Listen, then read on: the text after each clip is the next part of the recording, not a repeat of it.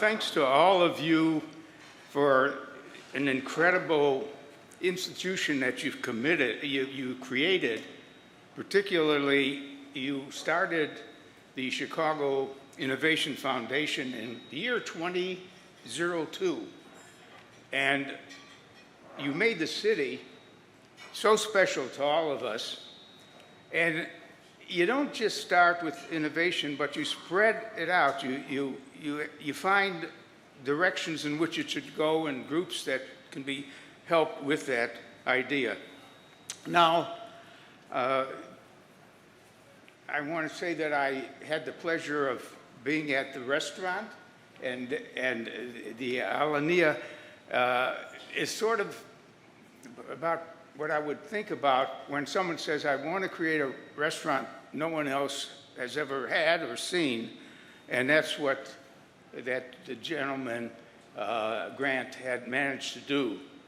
And as for Christy, I don't know if she remembers this, but I found her in a class of mine when I was teaching in Los Angeles, and showing that she wanted to, without an MBA, get to learn as much as she could about marketing and so on.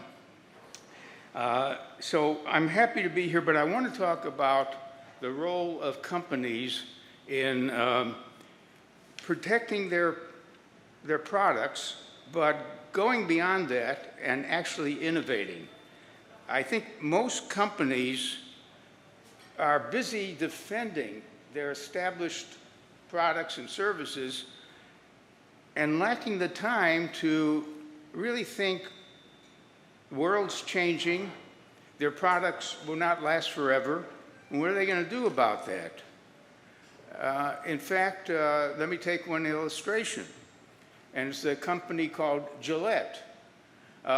Gillette has had declining sales. Does anyone know why? More men are bearded than ever before. In fact, 30% of people in this country are bearded.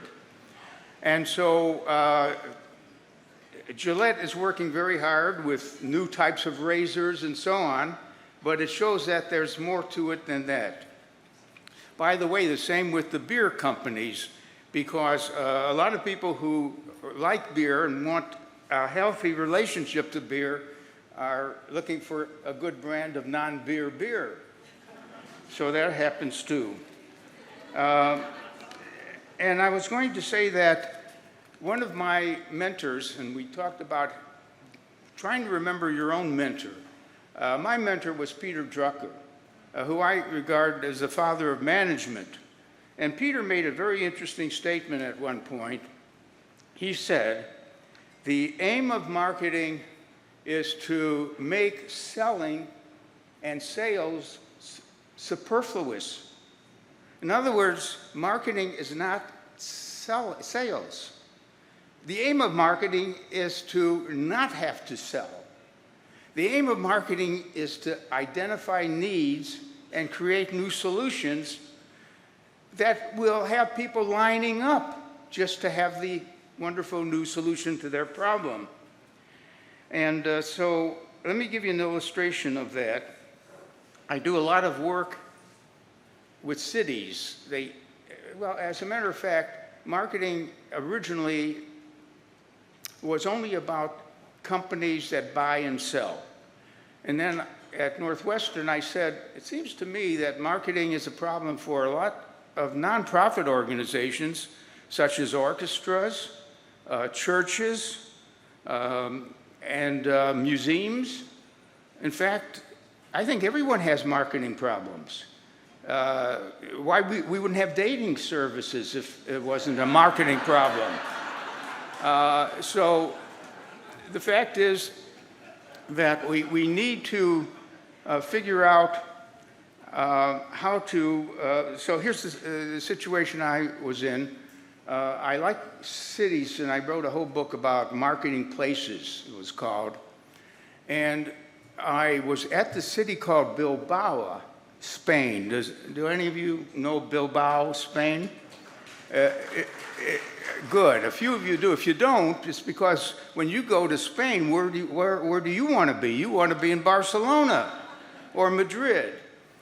But Bilbao is north in Spain. It's on the north side, and it's neglected. So they invited me to help them find something that would attract people. And I said, that's easy enough.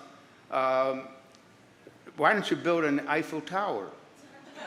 And they said, well, Paris beat us at that. And I said, yes, but what about a museum? Build a special museum. And they said, we can't do that. We don't have any paintings of any value. I said, just build a building that looks like a nice museum. And they said, what do you mean? I said, well, get a good architect. And they said, who would that be? And I gave them the name, and you know him too. But in any case, it is now one of the most visited museums in the world, and the name is it has now become the Guggenheim Bilbao Museum. And it's all because, even though they haven't got any paintings worth anything, the people fly from Japan on special planes to see Bilbao as a sign of that. Now, one of my interests has been to convince CEOs that they need good marketing and innovation.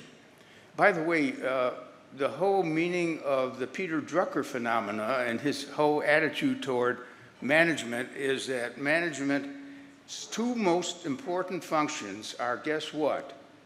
Marketing and innovation. The rest of it, he didn't make any friends with production people that way, or finance people for that way. But in any case, here's what I would say. I want to convince CEOs that they need more marketing thinking and innovation. Companies like Harley-Davidson, Starbucks, and others exemplify this imaginative approach. Harley-Davidson is selling motorcycles. That's easy. But what they really created was a way to have fun and fraternity with other people who were going to enjoy the motorcycle. Starbucks is very innovative. And it created basically the notion that here's a third home when you're not in the office or at home, for a community to grow with you and to do whatever you want that way. So in my teaching, I've been very busy getting people to think about all these other areas and so on. So I want to share one other thing with you about the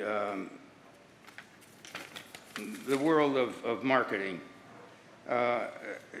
When I think of innovation, I think in the following way, that it all starts, or should start maybe, with imagination.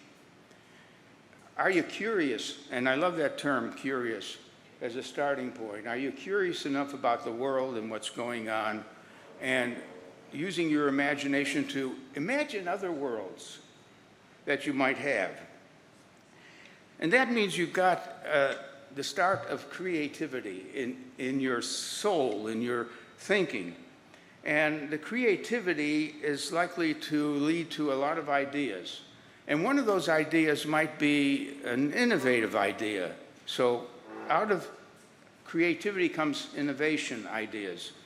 But innovation ideas don't make it on their own. As a matter of fact, I have to trouble you by sharing that sometimes 80% of innovation ideas don't make it for all kinds of reasons. More than 50% should be having a chance to really win at innovation, but they don't all make it.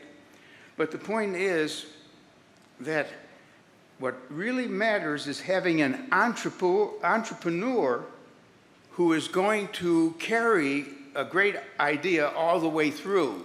Too many ideas don't have a Steve Jobs to actually carry them all the way through.